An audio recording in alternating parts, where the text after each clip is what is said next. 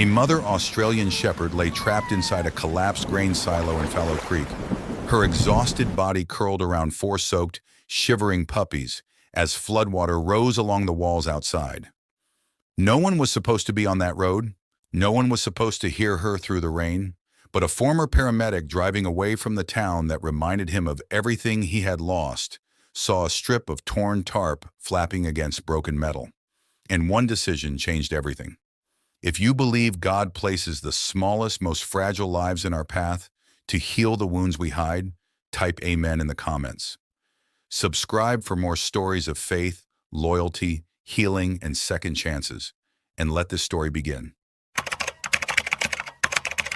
The rain had been falling over Fallow Creek, Wyoming, for 6 days straight, and by the 7th, the creek that gave the town its name had stopped behaving like a creek at all. It climbed over its banks in the night, swallowed the low fields behind the grain co-op, and turned the gravel road out past Miller's Crossing into a brown, moving river that no one trusted anymore. Fallow Creek was the kind of town where everyone recognized a truck before they recognized the person driving it, tucked into a shallow valley between wheat country and the first low foothills of the Bighorns. And that gray, dripping afternoon, half the town was either sandbagging or praying, and most were doing both. Caleb Hendricks drove east out of town in a mud-streaked green pickup, with everything he had allowed himself to keep packed into one duffel bag and a plastic tote in the truck bed. He was 39, a former paramedic with 11 years on the rigs, built lean and quick, dark hair kept short more from habit than vanity, and tired brown eyes that still scanned every scene like it might need him. He wore a faded county EMS jacket, zipped to the throat against the rain, the reflective lettering half worn away. He was not leaving because Fallow Creek had been unkind. The town had given him casseroles he never asked for, and silence when silence was the kinder gift. He was leaving because the quiet in his apartment above the hardware store had gotten too loud, because every night the sound of rain on the roof turned into the sound of rain on an ambulance windshield. 11 months ago, on Route 9, when the call came in wrong and arrived late, and his partner, Jesse Marsh, did not walk away from what they found. Jesse had been 34, quick with a joke even on the worst calls, the kind of partner who made 12-hour shifts feel survivable. And Caleb carried the accident the way survivors do. The official review had cleared him of any wrongdoing. The road had been washed out before they ever got the call, but no report could talk him out of the 3 seconds he replayed every night. The 3 seconds where he wondered if a different choice might have mattered.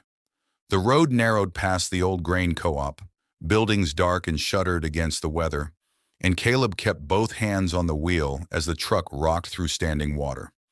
He had told himself he would not look back at the town lights fading in the mirror, would not think about the apartment he'd already given notice on, would not think about anything except the highway ahead. And that was when he saw it. Off to the right, half swallowed by rising water, the old grain silo that had stood empty since the co-op modernized a decade back. Its base ringed by floodwater, a section of its rusted siding torn loose and slapping in the wind like something trying to signal for help. At first, Caleb let the truck roll past because storm-damaged buildings were everywhere that week, and creaking metal was just what old grain silos did in weather like this. But then another sound cut under the wind, thin, broken, unmistakably alive. Not the groan of metal or the slap of water, but a whimper, so faint that 11 years of listening for the sound underneath the noise was the only reason he caught it at all. His foot came off the gas before his mind had finished deciding. He pulled onto the shoulder, the truck's tires sinking slightly into softened gravel, sat for one breath as rain hammered the windshield, then stepped out into the storm. The water at the base of the silo was nearly knee-deep and rising, cold enough to steal his breath through his boots. He waded toward the gap in the siding, bracing one hand against the rusted metal, and pulled the torn panel wide enough to slip through. Inside, the silo smelled of wet grain dust and rust, and the little daylight that followed him in fell across a scene that stopped him cold. On a raised wooden platform just above the rising waterline, A red and white Australian shepherd lay curled tight around four puppies, her body forming a wall between them and the flood creeping toward the platform's edge. Her coat was soaked flat, one ear torn and bleeding along the edge, her ribs working hard beneath matted fur, and her amber eyes lifted to Caleb with a warning, too tired to be a threat. She was perhaps 3 or 4 years old, built for herding work, lean and strong-boned, but exhaustion had stripped her down to pure instinct. Caleb could see immediately that no one had chained her here. No one had abandoned her on purpose. Only the flood, and a door that must have blown open somewhere upstream, and a mother who had found the highest ground she could reach and refused to leave it. The four puppies were no older than 6 weeks. One large brindle male pushed against her chest, oversized paws splayed beneath him. One small tricolor female trembled hard enough that her whole body shook. One quieter pup, gray and white, pressed silent between his littermates, dark eyes fixed on Caleb with a stillness beyond his age. And the smallest, a thin runt with a crooked white blaze, barely stirred at all. Caleb lowered himself slowly, angling his body to look smaller, one hand open and empty. "Easy, girl," he said, voice dropping into the low, steady register he'd used 1,000 times on frightened people at the worst moment of their lives. Not a command, just proof he wasn't another danger in a day that had already taken everything from her. Her lip lifted once, a tired warning growl that faded as fast as it came. When Caleb stayed still, something shifted behind her eyes.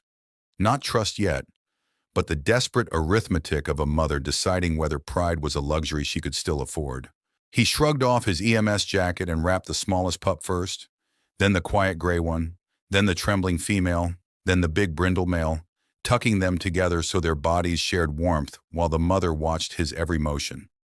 When he finally reached for her, he let her smell the back of his hand first, and she exhaled one broken breath before allowing him to slide his arms beneath her. She was heavier than he expected and utterly limp with exhaustion. He carried her and the pups back through the gap in the siding, wading through water that had climbed another few inches since he'd gone in, and loaded them into the cab of the truck. Puppies bundled in his jacket on the passenger seat, their mother stretched across the bench behind them, where she could still see every one of her children. For a long moment, Caleb stood in the open driver's door, rain soaking through his shirt, the highway east still waiting, still promising the clean distance he'd planned on. He looked down the road toward everything he meant to leave behind. Then he looked back at 4 shivering shapes and one exhausted mother, forcing her head up every time a pup stirred. The decision came without ceremony. Caleb shut the door, walked around through the rain, and turned the truck back toward Fallow Creek. And for the first time in almost a year, he wasn't driving away from something. He was driving toward it. Caleb's cabin sat 2 miles outside town on a gravel spur road, a small single-story place he'd rented the week after Jesse's funeral because he couldn't stand walking past the ambulance bay every morning.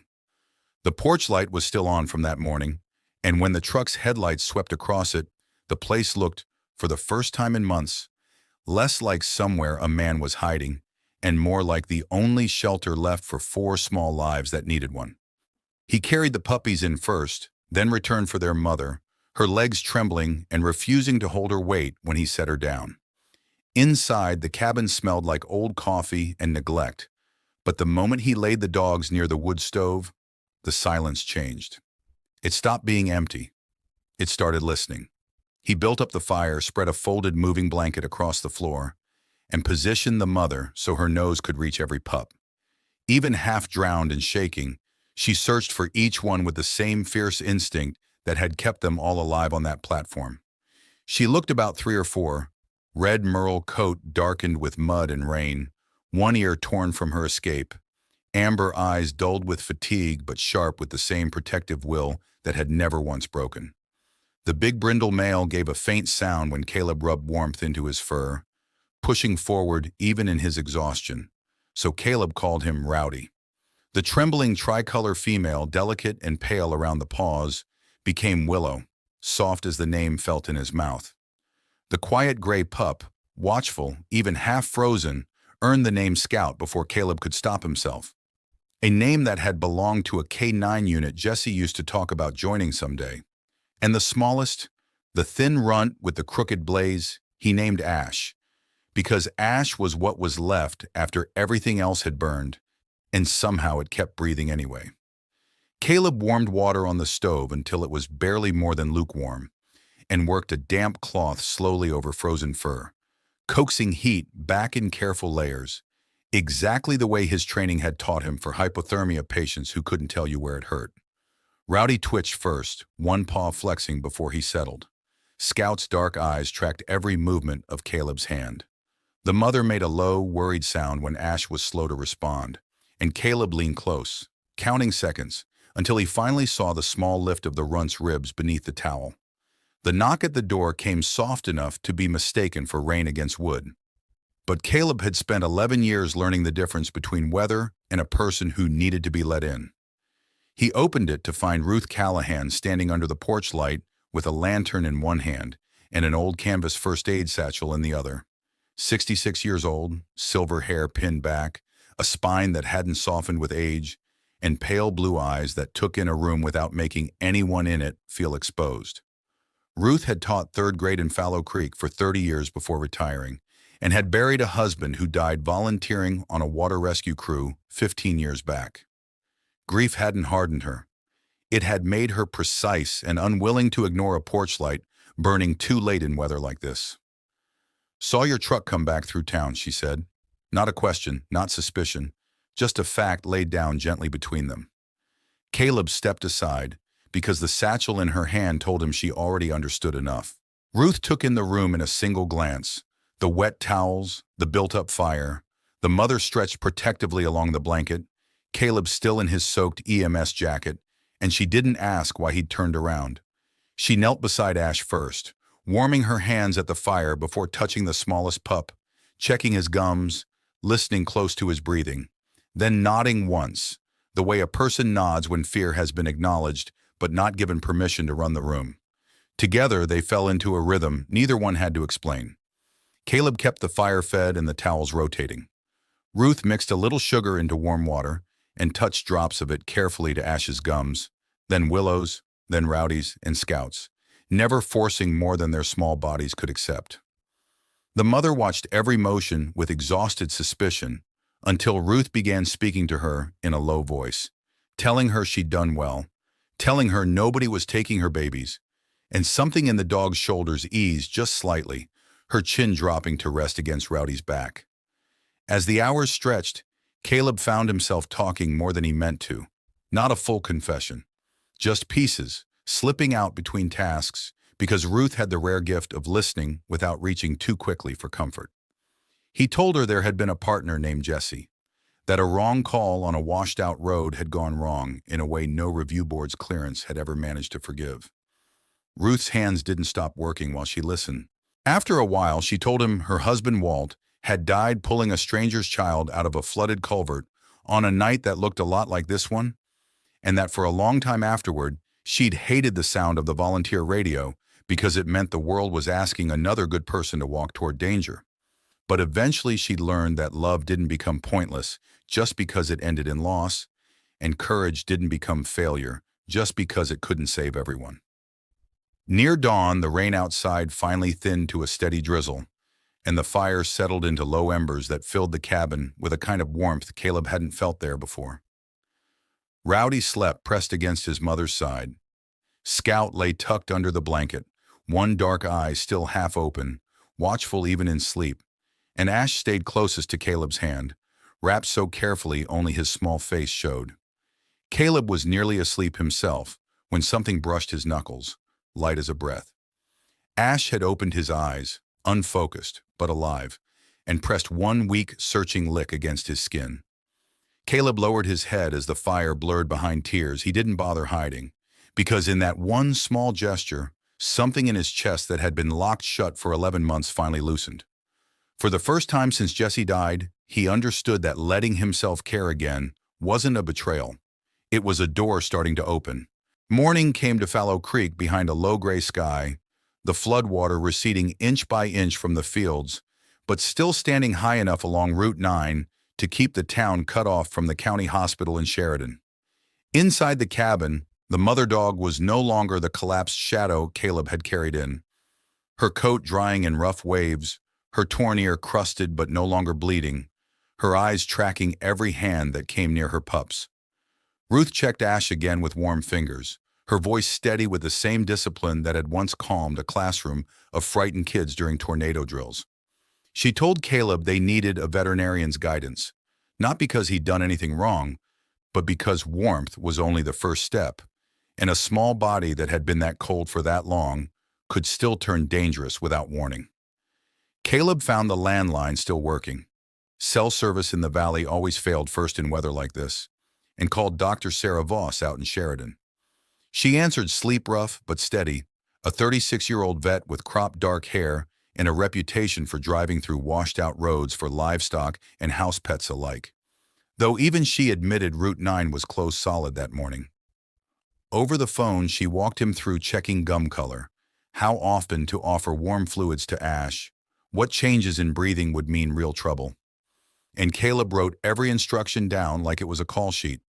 The next knock came a little before noon, firmer than Ruth's had been, followed by a young voice explaining that Pastor Grant had sent supplies from the church.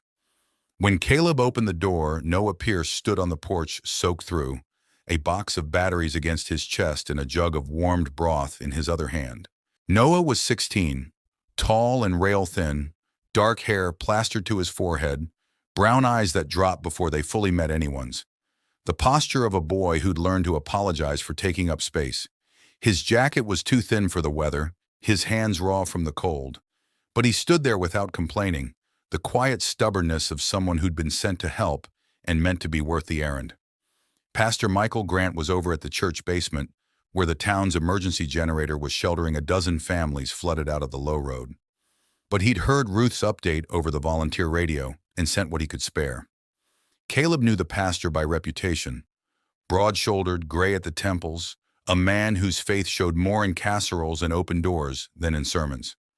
Caleb's first instinct was to keep the boy away from the harder work by the fire. But Ruth caught his eye and said quietly that sometimes a hurting person needs a useful task more than protection from feeling anything at all. Noah stepped in, set the batteries down, and placed the broth where Ruth could warm it. He kept his eyes down until Scout lifted his head from the blanket, and something in the boy's face opened, like the quiet, watchful puppy had found a door Noah usually kept shut. Caleb noticed because he recognized the posture of guilt. He let Noah sit near Scout, resting one hand flat on the floor instead of reaching too fast. For several minutes, the puppy only watched him. And then Scout shifted forward just enough to rest his chin against the boy's palm. Noah swallowed hard and began talking. He told Caleb that his mother, Dana Pierce, had died in a car accident 18 months back, on a road that flooded almost every spring. The same stretch, more or less, that had trapped the dog and her puppies. Noah said that on the morning it happened, he'd argued with her about something small before she left for her shift, and hadn't called to check on her before the weather turned. He'd spent a year and a half thinking that if he had called, if he hadn't been stubborn, maybe the timing would have shifted, and she'd still be home making burnt toast on Sunday mornings. Caleb kept one hand near Ash's ribs and listened, because he knew exactly how cruel if only could get. He told Noah that blame sometimes feels safer than helplessness, because blame gives pain a shape, even when the truth is that the water was bigger than any one choice, and no son should spend his life trying to command weather that never once obeyed him. Noah finally looked up, eyes wet but not ashamed, while Scout leaned a little more weight into his hand, choosing him in the only way he had strength left to offer. By late afternoon, the rain returned harder, and Ash's small body ran warm in a way Caleb didn't like. He checked gums, counted breaths, called Dr. Voss again, and heard the tightness in her voice as she explained they needed steadier heat, more supplies, and more hands than one cabin could provide. Ruth looked toward the darkening window. Noah gathered Scout against his chest, and Caleb reached for the blankets because the church basement had a generator, medical supplies, and people willing to help. And this time, he wasn't going to try to carry it alone. The walk to the church was less than half a mile, but the flooded ditches made it feel like crossing between two different lives. Caleb went first, breaking a path through standing water with the same controlled focus, that had carried him through a decade of bad calls. Ruth followed with Ash tucked against her chest, murmuring checks of breath and warmth like the words themselves could keep him tethered. Noah came behind with Scout under one arm and Rowdy's blanket steadied under the other, and when Rowdy gave a thin, protesting whimper against the cold, the sound was weak but alive enough to keep everyone moving. The church appeared through the rain as a modest white building with a lit basement window glowing like a promise that someone had stayed awake. Pastor Grant opened the door before Caleb could knock, asked no question that would cost time, and led them straight to the warmest corner near the generator. Inside, the basement had become an unnamed shelter for families flooded out of the low road. Folding chairs pushed aside, lanterns glowing, the generator humming like a mechanical heartbeat. Dolores Reyes, who ran the diner on Main Street and had a habit of feeding people before asking what hurt, brought warm towels without being asked. Frank Callum, a retired lineman with a gray mustache and oil-stained hands hiding a soft heart, hauled over a small space heater and tested the cord twice before trusting it. And Marisol Otero, the town librarian, set down warm water and clean cloths without a word.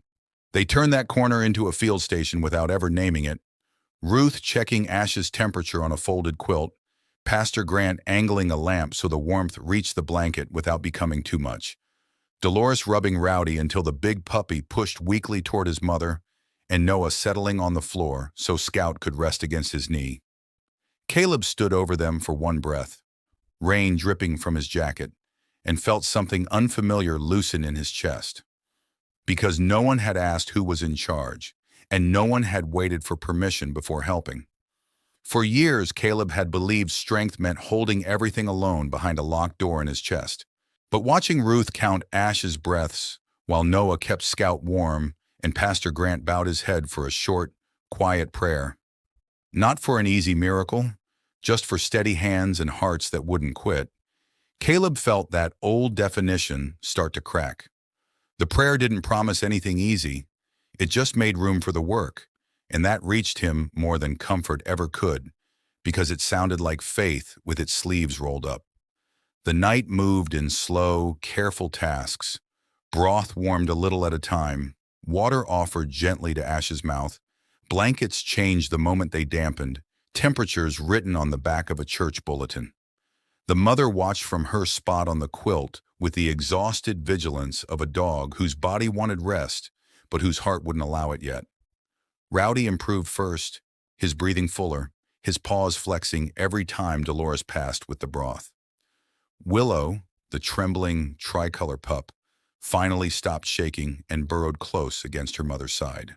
Scout stayed quiet, accepting Noah as if the boy had become part of his own recovery. And Ash fought in a rhythm so faint that Caleb measured the whole room by the rise and fall of one small chest.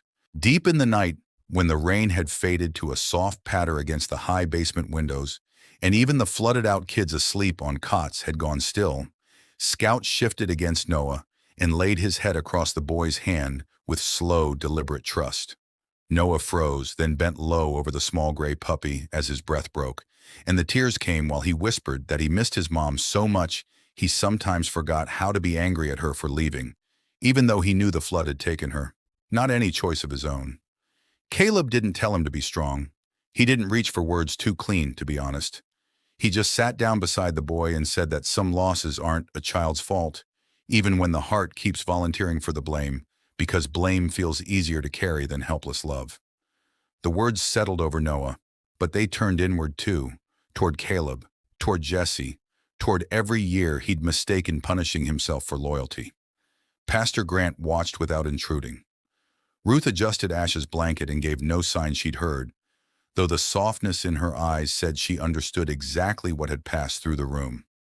Noah wiped his face with his sleeve, embarrassed but lighter, and Scout kept his head on the boy's hand, like instinct had led him straight to the place warmth was needed most.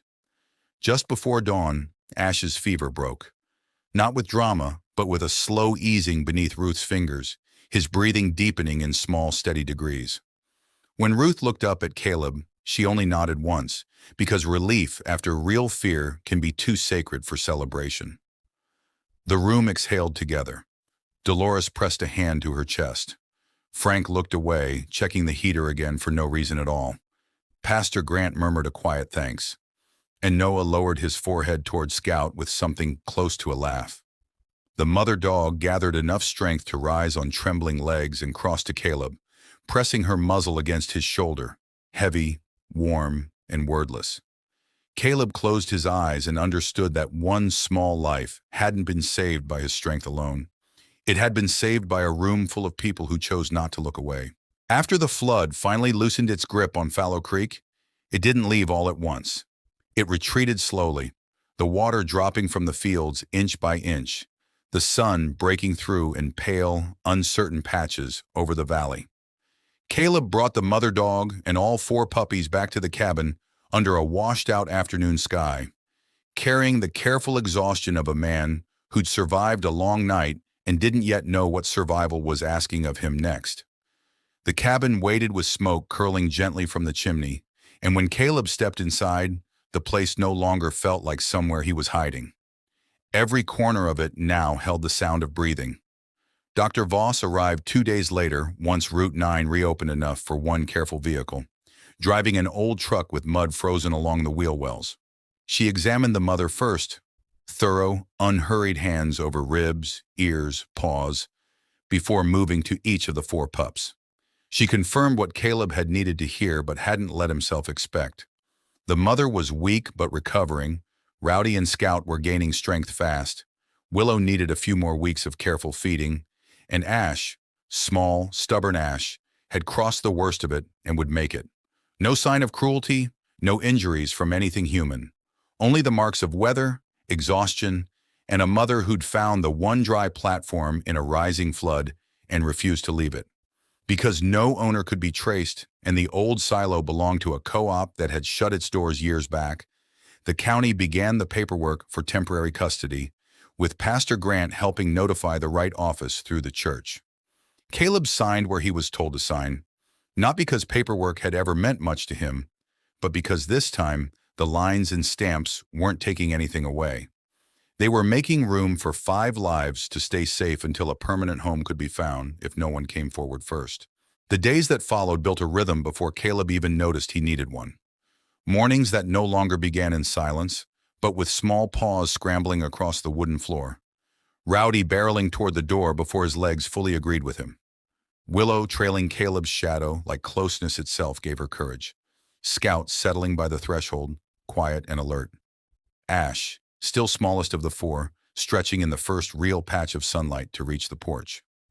Caleb repaired the fence behind the cabin first, not because the pups needed it yet, but because building something for their future gave his hands a job that memory couldn't easily interrupt. He cleared storm debris, leveled a patch of uneven ground into a small training yard, sanded the board smooth. No sharp commands, no forced correction, just a calm voice, open hands, patient repetition. And when Rowdy came running at his name, when Willow crossed a board without flinching, when Scout chose to follow instead of hang back, something in Caleb began to understand that guidance didn't always have to look like control. Noah came out to the cabin every afternoon after school now, still quiet, still carrying grief in the way his eyes dropped when adults spoke too gently, but less folded into himself than before. He gravitated to Scout, the watchful gray pup who seemed to understand silence as its own language. And Caleb taught him how to wait instead of reach, how to reward calm with calm, how to let trust come on the dog's own schedule instead of dragging it forward. Ruth watched the change from the porch many evenings, wrapped in an old cardigan against the cooling air, her sharp eyes softer now that the crisis had passed, though she still carried the alertness of a woman who knew peace could be temporary and was grateful for it anyway. She watched Caleb stand in the yard with the mother dog resting nearby, watched Noah kneel while Scout stepped toward him by choice, watched Willow curl against Caleb's boot, and Rowdy tumble through the wet grass with a clumsiness that made even Frank Callum laugh when he stopped by with spare lumber. One evening, as the last floodwater retreated into shaded lines beneath the trees, and the sky over Fallow Creek turned gold behind the ridge, Caleb stood beside Ruth near the unfinished fence and looked out over the cleared ground behind the cabin. He spoke carefully, like saying the idea too fast might scare it off. telling her there would always be dogs caught in storms, dogs with no steady place to land, and maybe this land could become a temporary shelter for them. Not a noisy kennel, but a quiet place where recovery happened slowly, with routine and hands that knew how not to give up. Ruth listened without interrupting because she understood the words weren't only about animals. They were about a man finally letting his future have a shape again. Caleb looked toward the mother dog on the porch, Rowdy asleep against her side, Willow tucked beneath her chin, Scout sitting close to Noah at the yard's edge. And he knew that staying wasn't a failure to leave anymore. It was a choice, a beginning built from everything he'd once tried to bury. Ruth placed one hand on his arm, light but certain, and smiled with a tenderness that didn't pity him at all. "Then, you're not just staying, Caleb," she said, her voice quiet under the evening wind. "You're beginning again." Spring came fully to Fallow Creek, not as a sudden rescue from the flood, but as a slow golden thaw moving down from the foothills into the valley. Drying the fence rails, warming the dark fields, turning the road to Caleb's cabin from a path of survival into one. People traveled with purpose. The cabin no longer looked like a place where a man had hidden from his own memory. Its porch was rebuilt, its windows open to clean mountain air, its yard full of the sound of paws, tools, and quiet laughter. The mother dog, whom Caleb had started calling River, for the water that had nearly taken her and hadn't, had recovered fully, her coat thick and clean, her eyes bright with the calm dignity of a mother who'd crossed the worst of it and brought every one of her children through with her. Rowdy was growing fast and bold. Willow stayed the smallest but the brightest in spirit, always circling back to check the world was still safe before darting off again. Scout had become quieter rather than louder, the kind of dog who watched before moving and who found his place most often beside Noah. And Ash, once the thinnest and weakest of the four, had grown into a steady, curious pup who followed Caleb everywhere like a small, devoted shadow. Noah came out every weekend now, sometimes with school books he barely opened, sometimes with towels Ruth had folded for the shelter, sometimes with nothing but the look of a boy who'd discovered that being needed could be a bridge back to himself. He'd started talking about a future that no longer sounded like punishment, saying once that maybe he wanted to work in disaster animal rescue, because floods and storms took enough from people already, and someone ought to be there afterward for the living things that couldn't ask for help. The name came together on a Saturday morning when the whole town seemed to decide, without ever holding a meeting about it, that Caleb's land belonged to something bigger now. Pastor Grant arrived with paperwork tucked under one arm. Frank brought lumber from a cousin's mill, grumbling about warped boards while quietly picking out the best pieces. Dolores sent food from the diner. Marisol brought old clipboards from the library for volunteer records. Dr. Voss cleared a clean corner of the shed for supplies, and Ruth stood by the porch with her list, directing people gently enough that no one felt ordered, firmly enough that everything got done. They raised the wooden sign before noon, no ceremony, just careful hands, measuring twice, setting the posts deep. Riverbend Animal Haven stood at the gate in plain dark letters, strong enough to weather the next storm and the one after that. Caleb looked at it for a long moment without speaking, because for years his name had felt attached only to bad calls and longer silences. Now it stood over a gate where River rested in the sun. Rowdy chased his own tail in the grass. Willow tried to steal a work glove, and Scout sat beside Noah like he'd always known the boy would need him. Nobody gave a speech, because Fallow Creek wasn't the kind of town that trusted grand words when plain work had already said enough. Pastor Grant rested a hand on the fence and offered a short, quiet prayer for steady hands and open doors. Noah wrote Scout's name beside his own on the first volunteer sheet, then looked at Caleb like he was asking permission. Caleb nodded, and the boy's face changed with the small astonishment of being trusted. That evening, after the trucks had gone and the yard had gone quiet in the good way, Caleb stood on the porch with an old flag he'd kept folded in a drawer since his last shift as a paramedic, its colors faded but whole. He fastened it beneath the porch beam and when it moved in the warm evening wind, he saw Noah below, with Scout at his side, Ruth smiling from the steps, River lying near the door, Rowdy and Willow chasing each other through the grass, and Ash curled against his boot. He felt something settle in his chest that wasn't forgetting and wasn't escape. It was belonging. The happy ending didn't arrive like thunder, loud enough for the whole valley to hear. It arrived in the soft gold of that ordinary afternoon as the sun lowered behind the ridge and the cabin windows caught the light. Caleb looked out over Riverbend Animal Haven and understood he no longer felt like the one left behind after everyone else's story had ended. Because River had lived, the puppies had grown. Noah was learning to dream again. Ruth had found another reason to organize hope, and the people of Fallow Creek had put their hands beside his until the work became something shared. He thought of Jesse then, not as a wound tearing open, but as a memory standing quietly beside him, and understood that some missions don't end with reports or closure, but with the choice to wake up each morning and love whatever's been placed in your care. When the last truck disappeared down the road and dust settled over the fields, Caleb turned on the porch light, and its warm glow spread across the new boards, the flag, the yard, and the sign by the gate. River lifted her head. Rowdy dropped into the grass with a tired sigh. Willow curled near Caleb's boot, and Scout sat beside Noah beneath the flag, watchful, even in peace. Caleb rested one hand on the porch rail and let the moment hold him, because the cabin that had once contained only silence now breathed with life. And somewhere in the Wyoming hills, under a light left burning for anyone who needed shelter, the place where loneliness had lived became a home built for healing. Sometimes God doesn't send a miracle with thunder from the sky.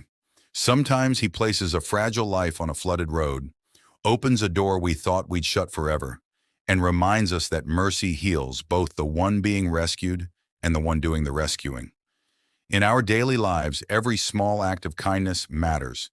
Every choice to stop and help can become a light for someone lost in their own storm. If this story touched your heart, share it with someone who needs hope today. Comment where you're watching from. Subscribe for more stories of faith, loyalty, healing, and second chances. And write amen if you believe God can turn pain into purpose. May God bless you, protect your family, and fill your home with peace, warmth, and quiet miracles.